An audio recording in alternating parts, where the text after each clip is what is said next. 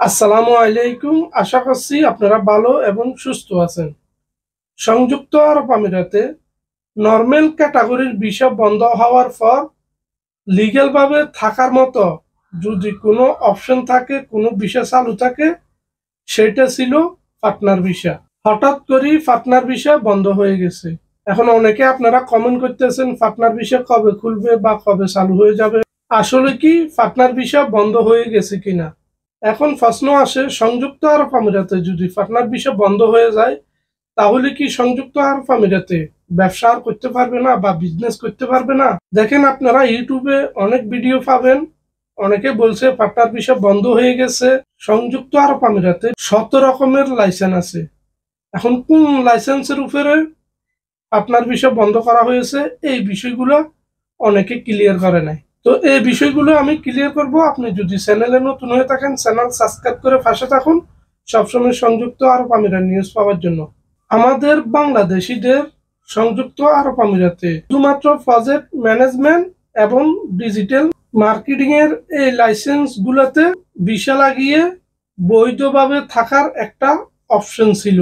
কারণ বাংলাদেশিদের অনেক অনেক কোম্পানিতে ভিসা লাগানোটা অনেক কষ্ট ছিল, সহজ ছিল না, এবং শুধুমাত্র যাদের ডিগ্রি বা অনার্স সার্টিফিকেট আছে তারা এসব কোম্পানিতে ভিসা লাগাইতে পারত। আর নর্মাল যাদের সার্টিফিকেট নাই তারা কোম্পানিগুলোতে ভিসা লাগানোর মতো কোনো সিস্টেম ছিল না। লাস্ট পর্যায়ে এসে সব ক্যাটাগরির ভিসা বন্ধ হয়ে গেছে। ভিজিটে আসি এবং যেভাবে আসুক না কেন, কোন রকম সংযুক্ত আরব আমিরাতে লিগেলে থাকার জন্য পার্টনার ভিসা লাগিয়ে বৈধ হওয়ার একটা সিস্টেম ছিল। সেটি হলো প্রজেক্ট ম্যানেজমেন্ট এবং ডিজিটাল মার্কেটিং, এই দুটি লাইসেন্সের উপর।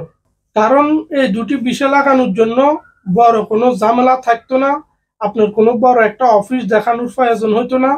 যে কোনো প্রকারে এই ভিসাটা লাগিয়ে কোনো রকম লিগেল থাকার একটা অপশন ছিল। অনেকে ভাবতো যদি এই ভিসাটা শেষ হয়ে যায় পরে অন্য ভিসা কনভার্ট করার চেষ্টা করবে বা ভিসা রিনিউ করবে। আমাদের বাংলাদেশিদের একটা অভ্যাস, কোনো একটা অপশন যদি খুঁজে পাই সেটাকে আমরা এমন ভাবে ইউজ করি, এমন ভাবে ব্যবহার করি, এমন ভাবে ফেসাদ দিই, সেটা বন্ধ হওয়ার আগ পর্যন্ত আমরা থামি না।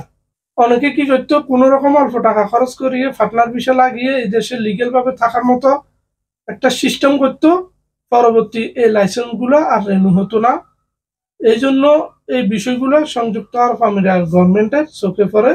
এই জন্য এই দুইটা লাইসেন্সের বিষয় আপাতত বন্ধ রেখেছে।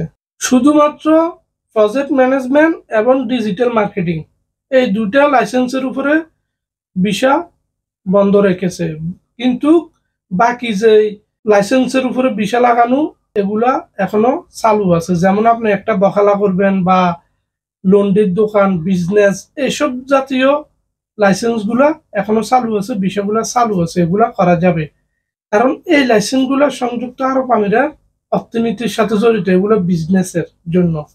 তাদের নলেজে এসে গেছে যে প্রজেক্ট ম্যানেজমেন্ট এবং ডিজিটাল মার্কেটিং এগুলা অফার ব্যবহার করতেছে বাংলাদেশিরা। এই জন্য এই দুইটা লাইসেন্সের বিষয় আপাতত বন্ধ রেখেছে। তো কোন প্রকারের পার্টনার ভিসা, কোন ক্যাটাগরির পার্টনার ভিসা বন্ধ হয়ে গেছে, আশা করি আপনাদেরকে বুঝাতে পেরেছি। যদি ভিডিও ভালো লাগে চ্যানেল সাবস্ক্রাইব করে রাখুন পরবর্তী আপডেট পাওয়ার জন্য, এবং ভিডিওটা বন্ধুদেরকে শেয়ার করে অন্যজনকে দেখার সুযোগ করে দিন।